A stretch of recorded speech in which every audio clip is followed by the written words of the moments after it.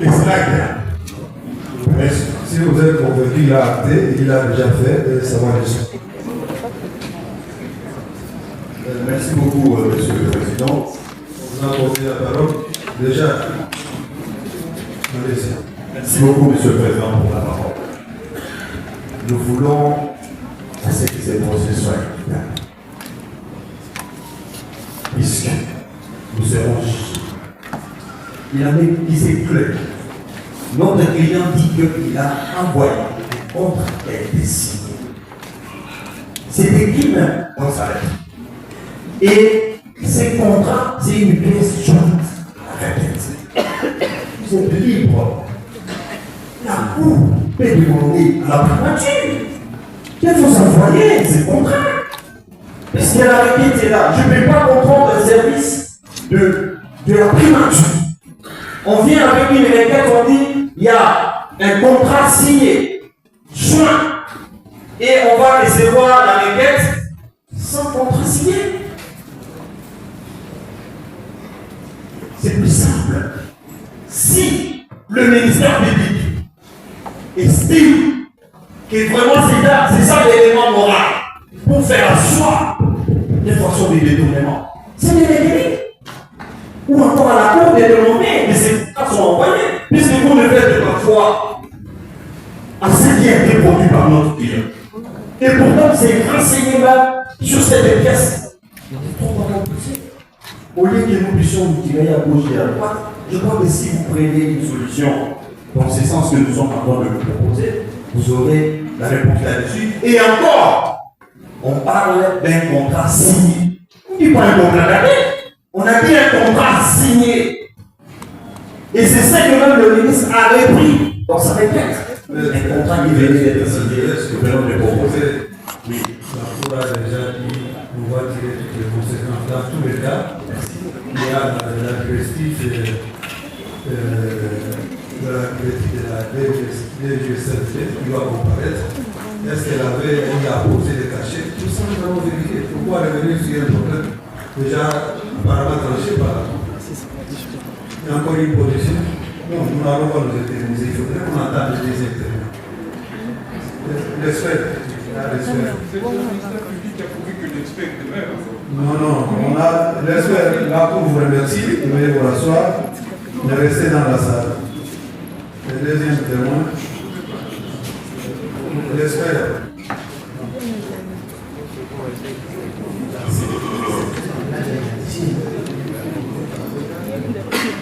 Monsieur qui Faille, de l'ITP.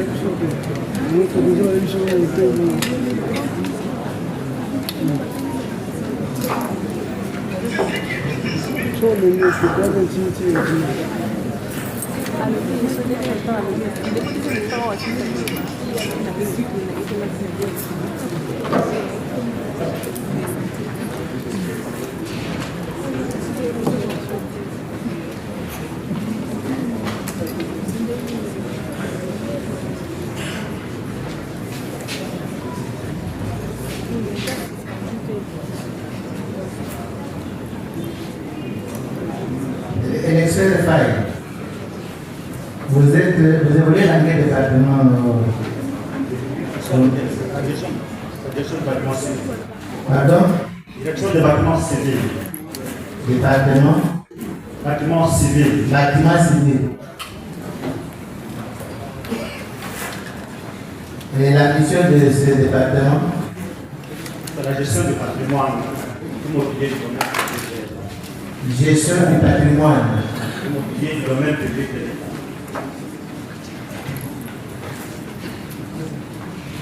Vous étiez au parfum du dossier qui est le nôtre.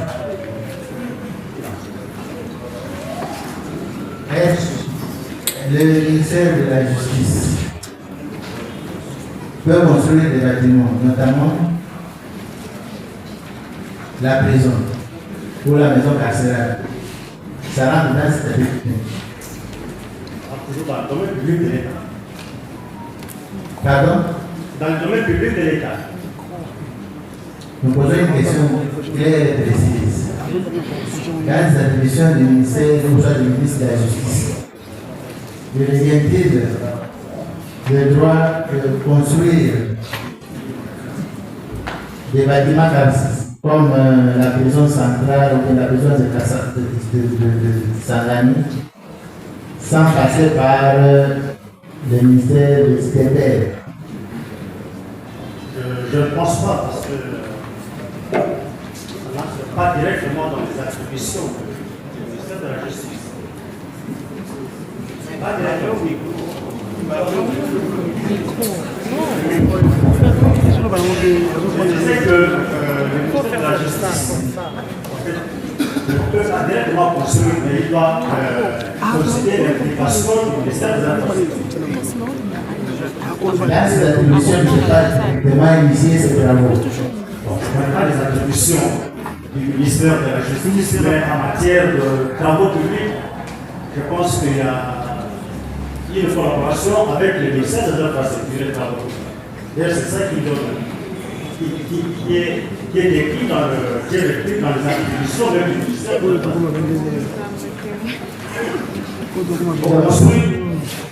on construit, mais avec la collaboration du ministère sectoriel.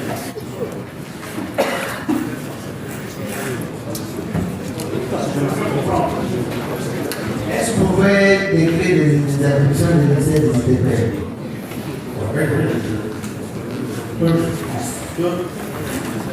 À la suite de l'ordonnance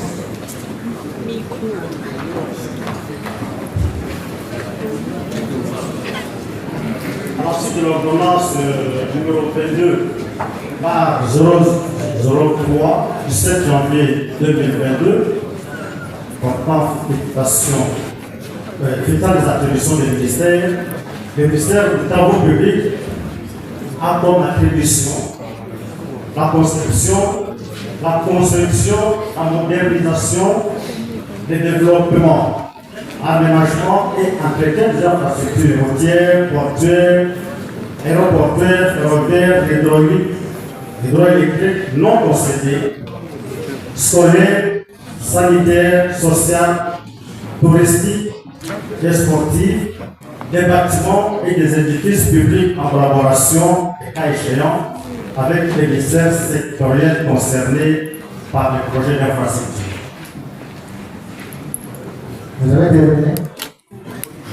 D'abord, la conception, la passation, le contrôle et surveillance des marchés publics relatifs aux études et aux travaux des génies civils financés par le gouvernement et les partenaires extérieurs en collaboration avec les ministères ayant les finances, les budgets et les plans dans leurs attributions. Il y a encore la surveillance et le contrôle technique et financier des études et des travaux en régie et à l'entreprise.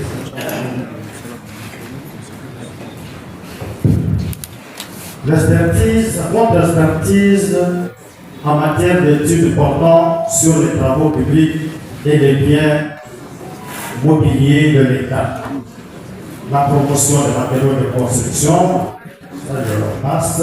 L'inventaire, analyse, interprétation des données sur les infrastructures et les équipements, élaboration des normes en matière de construction, contrôle de l'application des normes légales, réglementaires et techniques relatives à la construction, conception de la politique de reconstruction en collaboration avec les ministères concernés, la gestion du parc automobile de l'État, la gestion des stocks et suivi de la consommation des hydrocarbures de l'État, la gestion des patrimoines immobiliers. Vous risquez de terminer la réplique, c'est déjà le cas. Non, mais je suis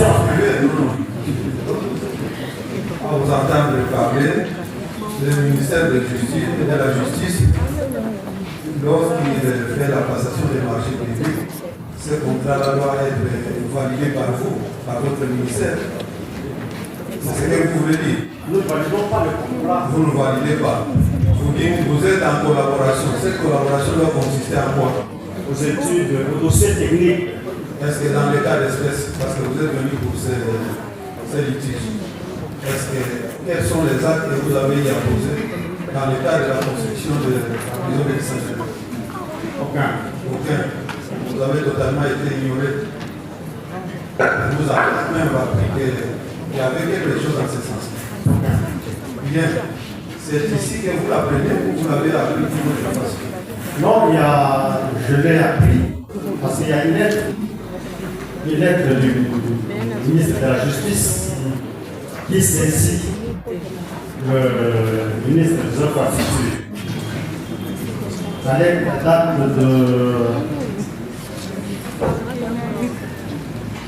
date du 3 mai 2025. Vous savez qu'il y avait quelque chose dans ce sens-là. 3 mai 2025. Vous en quoi? Demande des experts. Et cette lettre, il a été reçu le 4 juin 2025. Quelle est la suite que vous avez réservée à cette correspondance? Ensuite, la lettre était adressée au ministre des Travaux publics, qui n'a pas encore répondu, mais son temps, le secrétaire général, qui était copié, avait répondu. En substance, qu'est-ce qu'il a dit? Le secrétaire général a dit ceci, qu'en attendant la suite qui sera réservée par son Excellence, Monsieur le ministre d'État, ministre des Infrastructures et des Travaux publics, destinataire de votre précédé, qu'il me soit permis de bien vouloir demander à votre bienveillance autorité de faire parvenir en temps opportun à l'administration des infrastructures et des travaux publics pour examen et validation tous les documents techniques de ces différents projets tels que le plan d'architecture, les bordereaux descriptifs et qualitatifs des travaux, les spécifications techniques et autres. Elle permettra une meilleure implication de nos services dans ce dossier en vue de la mise en œuvre efficiente du projet. C'est ça la réponse du secrétaire général. Les documents demandés vous ont été transmis? Jusque-là, Jusque-là. Merci.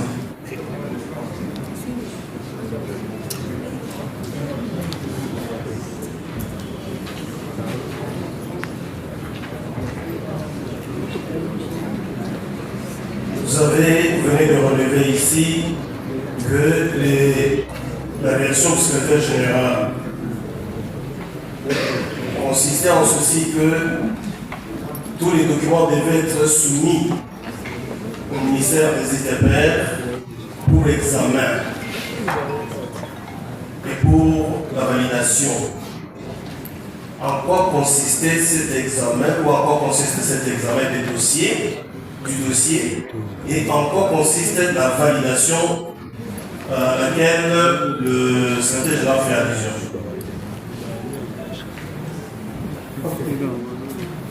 nous avons sept documents qui sont demandés. Par exemple, le plan d'architecture. Je sais que le ministère de la Justice n'a pas à son sein des architectes qui certainement s'est référé à un niveau d'études. Mais puisque c'est un bâtiment pour construire du domaine public de l'État, nous devons examiner ces plans d'architecture. C'est ça l'examen.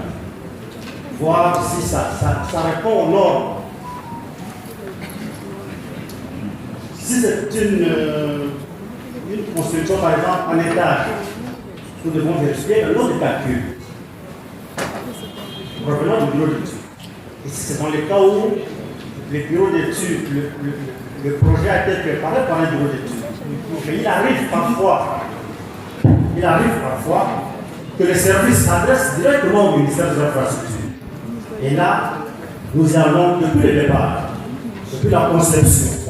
Nous faisons des études architecturales. Nous calculons les structures. Et après, on demande, on établit le bordereau quantitatif et estimatif pour voir à peu près le coût, ce que représente le projet. Et à ce moment-là, on le transmet au ministère sectoriel, puisqu'il est l'autorité contractante selon la loi et autorisé à passer commande par le ministère des Infrastructures. D'accord. Mais la validation consiste en quoi? Vous validez quoi? Nous validons ces études-là. Nous validons les codes de notes de calcul. Nous validons le bordereau. Parce qu'après analyse, si nous envoie le bordereau, nous examinons par rapport au plan. Nous faisons le calcul pour voir si ce n'est pas peut-être surestimé ou sous-estimé. Parce que nous avons un matériel de prise unitaire. Voilà un peu l'examen du dossier. Après avoir validé ou après avoir examiné notamment le plan architectural, comme vous l'avez dit, dans le cas d'espèce, en ce qui concerne la prison, qui s'occupe de l'exécution des travaux en ce qui concerne la construction? Est-ce les ITPR ou bien le ministère sectoriel concerné? À ce niveau-là, après validation, nous renvoyons le dossier au ministère sectoriel pour la suite de la procédure. La suite de la procédure, ça signifie appel d'offres ou public ou consultation restreinte ou les gré. Là, c'est pour lui permettre de mener cette procédure au niveau de la DSOP. Et après, dès que le contrat est signé, nous devons encore revenir parce que c'est nous qui devons assurer le suivi des travaux. Le suivi des travaux est le ressort du ministère de l'Infrastructure et des Travaux. Donc, en amont, vous devez procéder à ce contrôle-là, à cet examen préalable des documents dont le ministère sectoriel devrait faire usage. Vous validez le projet s'il est conforme et en aval maintenant, lorsque la passation du marché a réussi, mais on a octroyé le marché à l'entreprise pour laquelle le ministère sectoriel a eu à passer le marché. Qu'est-ce que le ministère des ITPR a comme compétence ou ce qu'il doit faire par rapport au marché qui avait été octroyé? Nous sommes dans le marché des travaux. Dans le marché des travaux, le ministère des Travaux publics organise les contrôles et la surveillance. Nous avons deux structures. Il y a le bureau technique de contrôle qui va s'occuper du contrôle du marché. Et la direction des bâtiments civils va faire maintenant le suivi au quotidien. Est-ce qu'il y a des textes qui régissent tout ce que vous venez de dire? Si oui, c'est lequel? C'est de un. De deux, est-ce que le ministère sectoriel peut se passer de cette procédure préalable? C'est-à-dire la transmission de tous les documents, de tous les dossiers au ministère des ITPR, ainsi que la validation à laquelle il doit s'attendre. Est-ce qu'il peut s'en passer? Il peut se passer de cette procédure préalable à l'obtention du marché, dans la passation du marché. En principe, le texte, nous n'avons pas autre texte que l'ordonnance sans les attributions. Quand je l'ai lu ici, on a parlé de contrôle et surveillance des travaux. C'est déjà prévu dans l'ordonnance. Contrôle et surveillance des travaux. C'est dans les textes. Dans l'ordonnance, sans les attributions des ministères. Dans ce titre que nous intervenons. La Cour a posé la question de savoir, après cette procédure préalable, le ministère sectoriel passe maintenant à la procédure pour la passation de marché. N'est-ce pas? Et à quel moment le ministère des Intérieurs intervient pour, après la passation de ce marché, à quel niveau et pour quel travail? Après la passation, dès que le marché est passé, le ministère des Infrastructures, maintenant,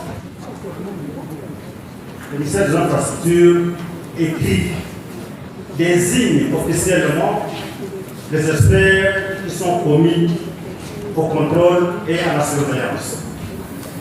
S'adresse au ministère sectoriel, affecte les experts qui doivent faire le suivi et le contrôle des travaux. Est-ce que le ministère sectoriel peut se passer de tout ce que vous venez de dire? C'est la question. Cette question a été posée, la Cour la repose encore. Oui, le ministère sectoriel. Qu'adviendrait-il si le ministère sectoriel se passe de toute la procédure préalable, après avoir obtenu le marché, sur base d'un contrat, et se met à l'exécuter? Vous savez qu'en matière de marché, il y a des fois, nous constatons les travaux comme toute autre façon. Le ministère sectoriel a déjà signé son contrat. Nous n'avons pas été impliqués en amont, et on voit déjà les travaux commencer. On voit les travaux commencer. Et à ce moment, quand nous intervenons, on contacte le ministère sectoriel, parce que tout ce qui s'agit d'un bâtiment du domaine public de l'État, on doit le protéger. Et en aval, nous pouvons intervenir. Même si en amont, on n'y a pas été, mais notre implication peut venir en aval et on essaie de régulariser la situation. Vous intervenez comment? Concrètement, vous faites quoi? Parce que vous devez intervenir, c'est ce que vous avez dit. Vous le faites comment concrètement sur on envoie comme les experts. On envoie les experts pour encadrer l'entreprise qui travaille, s'assurer de la qualité. Dans le cas d'espèces, le dossier qui est sous examen concerne la construction d'une prison ou d'une maison carcérale à Kisangani. Le ministère sectoriel, c'est le ministère de la Justice. Est-ce que vous avez eu à désigner des experts pour le suivi ou vous avez été contacté à cet effet? Je dis que nous avons été contactés par la lettre du ministre. Nous avons été contactés par la lettre du ministre. Mais comme il n'y a pas encore de contrat, le marché n'est pas encore. Dans sa lettre, il demande des experts. Il demande des experts et nous avons demandé, avant que les experts puissent partir, il faut que nous ayons des éléments constitutifs du dossier. Et vous n'en avez pas? Non, il n'y en a pas. Jusqu'aujourd'hui, dans les annales du ministère des Intérieurs, il n'y a pas un projet de construction d'une maison carcérale à Kisangani. Sauf erreur de ma part, mais je pense que